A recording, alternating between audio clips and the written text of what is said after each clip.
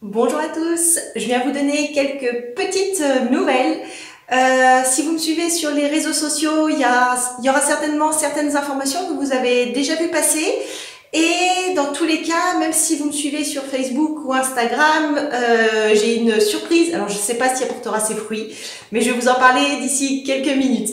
Dans les petites nouvelles du mois de février, mon gros étonnement, si on peut dire, c'est les progressions dans les classements au niveau de la FNAC. Avec l'éditeur, on suit régulièrement les classements des œuvres de chacun pour voir un peu les états des ventes globalement au niveau France. Et remise à zéro, ça part mieux que ce que j'avais pu imaginer. En quelques jours, du jour au lendemain, à vrai dire, l'éditeur m'a envoyé un message comme quoi remise à zéro au niveau des classements FNAC, nouveauté science-fiction était en 21e position et le lendemain on est passé en 15e position. Donc on verra bien si on va atteindre le top 10, ce serait super, mais on verra ça. Donc sachant aussi que voilà, les classements au niveau de la FNAC, c'est découpé par catégorie. Donc là, on est déjà dans la catégorie science-fiction et nouveauté. Donc automatiquement, il y a moins d'œuvres que l'ensemble des ouvrages que vend la FNAC. Mais pour moi, c'est déjà une super progression. Je suis pas ça au jour le jour. Hein. Je vous cache pas que je vais pas me connecter tous les soirs sur le site de la FNAC pour voir où c'est que ça en est. Mais c'est toujours sympa de voir un petit peu ces évolutions dans le bon sens. Donc ça, c'était la bonne surprise de la semaine. Et dans les autres bonnes surprises qui sont arrivées à peu près en même temps que cette rapide progression au niveau des ventes de la FNAC, c'est que les stocks de remise à zéro sont à zéro. Et du coup, donc la première édition qu'on a sortie fin décembre est complètement partie. Donc les presses littéraires font retourner les presses cette semaine pour imprimer un nouveau stock de romans. Donc sachant qu'il y en a déjà qui sont réservés, du coup c'est vraiment une super belle nouvelle de mon côté. Donc je tenais à profiter de cette vidéo pour vous remercier tous de votre accompagnement, de votre soutien, les petits messages que les petits messages pardon que je reçois régulièrement, qui sont tous aussi positifs les uns que les autres. Donc tout simplement merci beaucoup. Si vous n'êtes pas trop format papier, si vous êtes souvent en déplacement et qu'un livre ça vous paraît trop lourd, trop encombrant, n'oubliez pas que Remise à zéro est disponible en format PDF ou e-book. Donc voilà, si ça peut vous permettre d'avoir un roman sous le coude sur votre tablette, vous pouvez tout à fait aller le commander sous le format informatique. Et également, tant qu'à rester sur les référencements, que ce soit Fnac ou Amazon, pour ceux qui ont déjà terminé le bouquin, vous commencez à être un certain nombre vu les messages que je reçois, n'hésitez pas à prendre quelques minutes pour aller donner votre avis. S'il est bon, tant mieux. Mais voilà, n'hésitez pas à aller donner votre avis sur Fnac et sur Amazon, quitte à faire des copier-coller de votre avis de l'un sur l'autre site. Tout simplement parce que ça va donner encore un peu plus de visibilité à l'ouvrage, et c'est pour le client en fait quand il y a des avis, on est tout de suite un peu plus rassuré que pour un achat où il y a absolument aucun avis.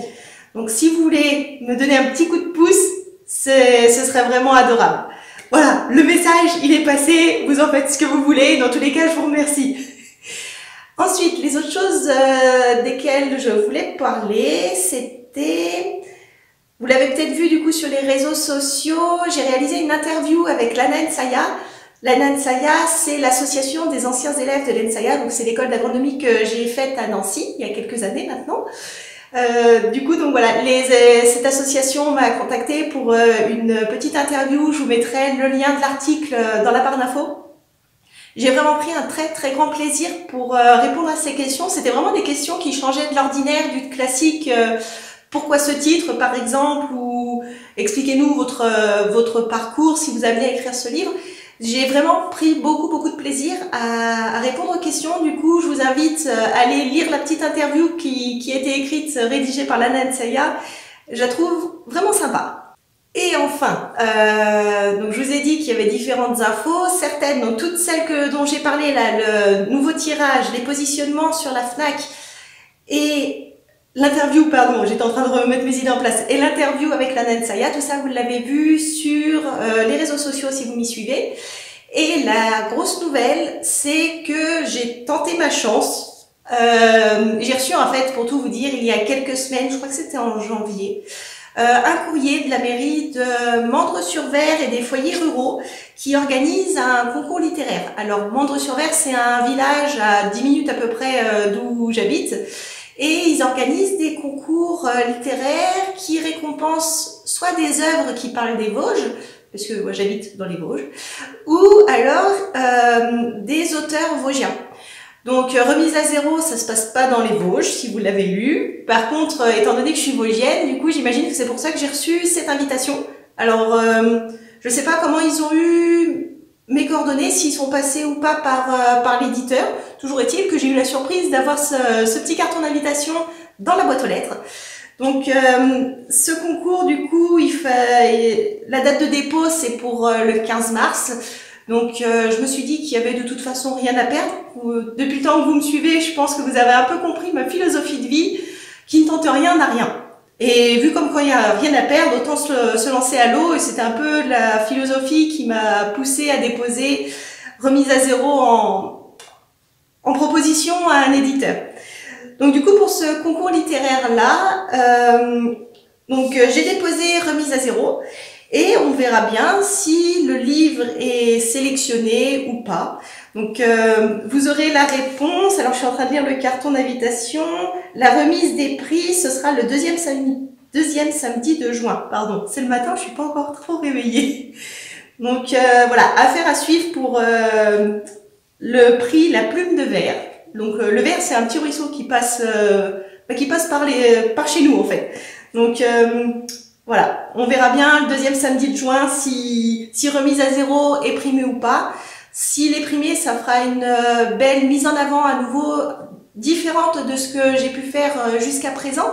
Et s'il n'est pas primé, de toute façon, je prends ça comme une expérience, une tentative. Et dans tous les cas, ça fera parler, quoi qu'il en soit, ça fera parler de remise à zéro. Donc on teste et puis on verra. Voilà un petit peu les nouvelles du jour. N'hésitez pas, si vous n'êtes pas encore sur les réseaux sociaux, à m'y retrouver. Je partage régulièrement des petites infos, des idées lecture, des choses comme ça.